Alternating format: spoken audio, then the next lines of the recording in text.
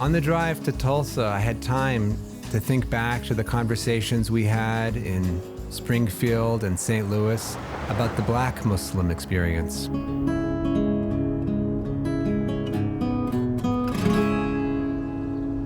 Would it be fair to say the first Muslims in America were enslaved Africans who came here in the early 17th century? Probably so. And it may have even actually been earlier than the 17th century. What happened to their faith? People were uprooted and they were sold or traded 5 or 6 times before getting on a slave ship. They're separated from family, from kin, from any of the religious leaders in the community. They were completely traumatized.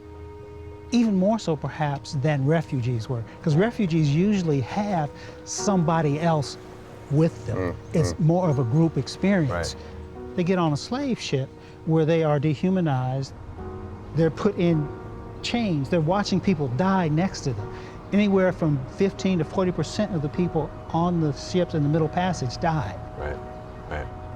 And of course, no family, no kin. They had lost touch with anyone who might have actually done some of the kind of training in religion. Right. It's about recovering some of those roots. The Black Wall Street was in Tulsa, so it was a site of business before the Tulsa riots. Right.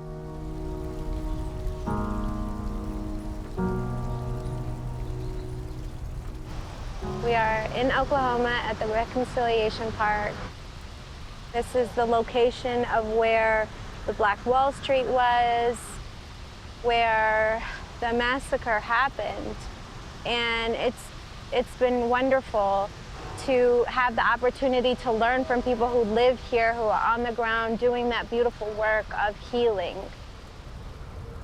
Black Wall Street was actually a phrase that was coined by Booker T. Washington, who believed that all you had to do was go to work every day, build a business, and you were to be accepted. You have the Greenwood District where you have folks that are barbers and doctors and lawyers, and they are business owners and beginning to build up things in an era of Jim Crow, which was basically designed to have an economic discourse for the black community that was negative. Black Wall Street is something that completely takes that and turns it on its head.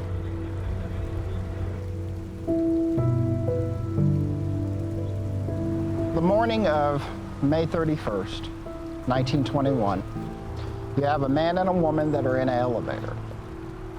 The man is black, the woman is white. There's a scream, and he's arrested.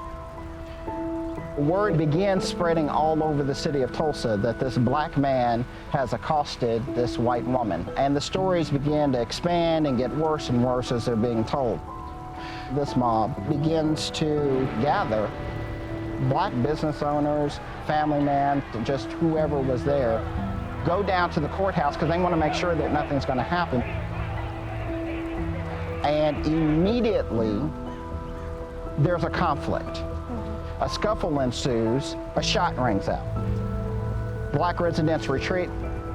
The next morning, June 1st, white residents began to come into the Greenwood area, and basically the massacre ensues. Oh, Lord!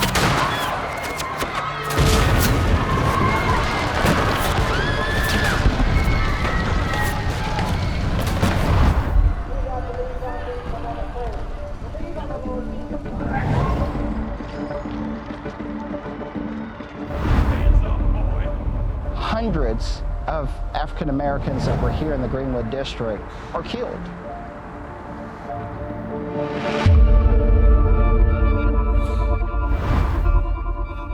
This isn't the first time this tragedy has surfaced on our trip. Back in St. Louis, we saw how it spurred many African American conversions to Islam in the 1920s.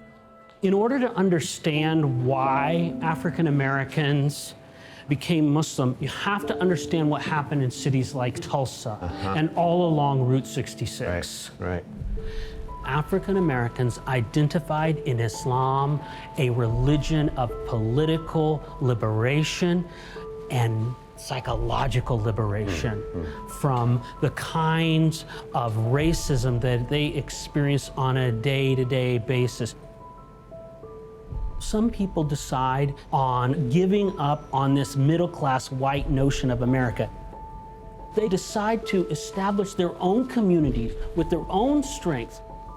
And Islam was one of the religious resources that black people used in the 1920s to begin to chart their own course. There was a pull to it as an ancient African religion because there were black people from Africa who were still practicing Islam. There were people who were leaders in the Islamic faith. And as we explored African history and started to recover a lot of African history, Islamic names came out, people who practice Islam. Why do you insist on being called Muhammad Ali now? That's my original name. That's a black man name. Cassius Clay was my slave name. I'm no longer a slave. And then when you have the Nation of Islam also, that has a specific goal of working with the oppressed, working with prisoners, and addressing some of the political issues too. Who taught you to hate the texture of your hair? Who taught you to hate the color of your skin to such extent that you bleach to get like the white man? Who taught you to hate the shape of your nose and the shape of your lips? Who taught you to hate yourself from the top of your head to the soles of your feet?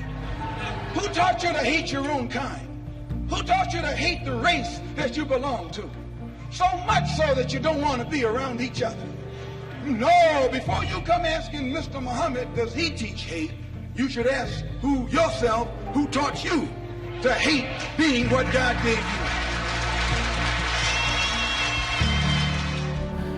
But we make a big mistake if we see it only as political, because black people converted to Islam not just for political reasons, but also for spiritual reasons. That's important. For some people, the Quran was a text that unlocked the secrets to understanding the nature of God. I believe that the Quran talks about you must first accept responsibility for the things that have happened. The obelisk that you see right there basically depicts the things that were taking place all the way up to the point of where we're hoping to be at is reconciliation. It doesn't seem like it now, and it's hard to go through, but in the end, we know that justice is going to prevail. So. There's too much suffering for us not to believe that. I think Alia is here. So.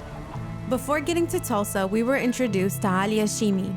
She is the first Muslim executive director of an important Tulsa interfaith organization that is doing the hard work of reconciliation that CJ had talked about.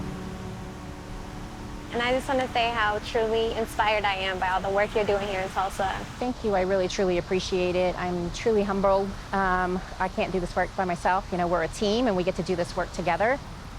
I'd love to hear more about what you all are doing. I've heard little tidbits. So as you know, we have a very dicey history in Tulsa with race relations. We still have very fragile relations in Tulsa. I'm born and bred. I'm a Tulsa native. The first time I heard anything about the Tulsa race riot or the Tulsa race massacre was in my college class, in my history class. And literally it was a 10-minute snippet. And so I didn't think anything of it, you know, graduated and started doing this nonprofit work. And little by little started hearing as we became partners with some of our African-American community. So, you know, we started trying to figure out what we can do to bring awareness. So because we are an interfaith organization, we thought of it from a faith perspective. So our pastors, our imams, our rabbis, they said, okay, we'll do 100 houses of worship at $1,000 a piece. We'll raise $100,000. And a portion of that money we want to give to our survivors, our 3 loan survivors that we have. And then the rest of that money we'll grant 0% loans to our black entrepreneurs to revitalize Greenwood. So I think that what you're doing is very admirable. We talk about tenets of faith, right? What it is that makes me who I am, what is it that makes me believe what I believe. And I think that actions like that are just an example of that. I'm just so struck by the two of you that here you are, you're born in Oklahoma, you're a Muslim, and you focus your efforts on social justice for this black community. Here you are, a born Christian who has chosen to learn something about the Islam. Faith without action is empty, and y'all are really living it and doing it. It's so beautiful. Absolutely.